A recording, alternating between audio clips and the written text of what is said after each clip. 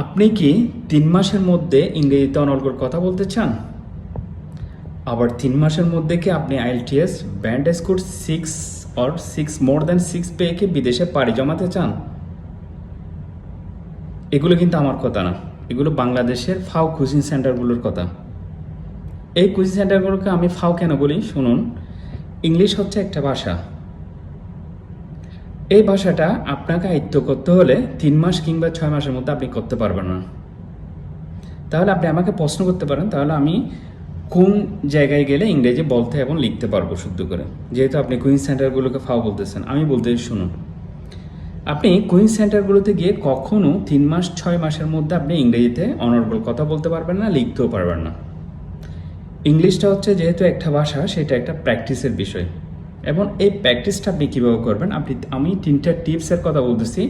এই 3টা টিপস যদি আপনি ফলো করেন, তাহলে আপনি ইংরেজিতে অনর্গল কথা বলতে পারবেন, আবার লিখতেও পারবেন, পড়তেও পারবেন, শুনে বুঝতেও পারবেন, এবং আইএলটিএসে মোর দ্যান 6 পাবেন।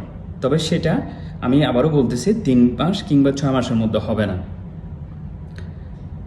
এই 3টা টিপসের মধ্যে নাম্বার 1 টিপস হচ্ছে আপনার ইংরেজির বেসিকটা ভালো থাকতে হবে। বেসিকটা ভালো মানে আপনার ইংরেজির গ্রামারের বিষয়গুলো, খুঁটিনাটি বিষয়গুলো সম্পর্কে আপনার সম্যক ধারণা থাকতে হবে। নাম্বার 2 হচ্ছে আপনাকে ধারাবাহিকতা মেনটেন করতে হবে। রিডিং, রাইটিং, লিসেনিং অ্যান্ড স্পিকিংয়ের ক্ষেত্রে প্রতিদিন আপনাকে একটা নির্দিষ্ট সময় ব্যয় করতে হবে, এবং এটা প্র্যাকটিসের একটা বিষয়। It can be 2 years, 3 years, 4 years, 5 years, more than 10 years even.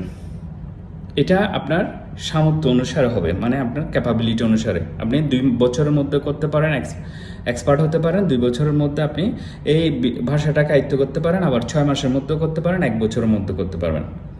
সেটা আপনার দক্ষতার উপর নির্ভর করতেছে। আর লাস্ট ওয়ান যেটা নাম্বার 3 হচ্ছে, সেটা হচ্ছে আপনাকে প্রপার একটা গাইডলাইন্সের মধ্য দিয়ে যেতে হবে।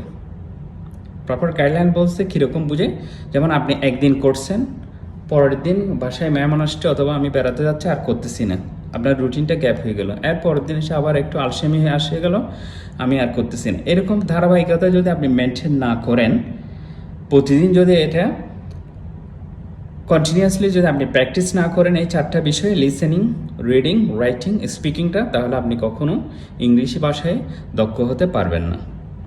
এবং আপনি যদি ইংরেজিতে ভালো করে বলতে, লিখতে, পড়তে এবং শুনে বুঝতে যদি আপনার যদি ক্যাপাবিলিটি না থাকে, তাহলে আপনি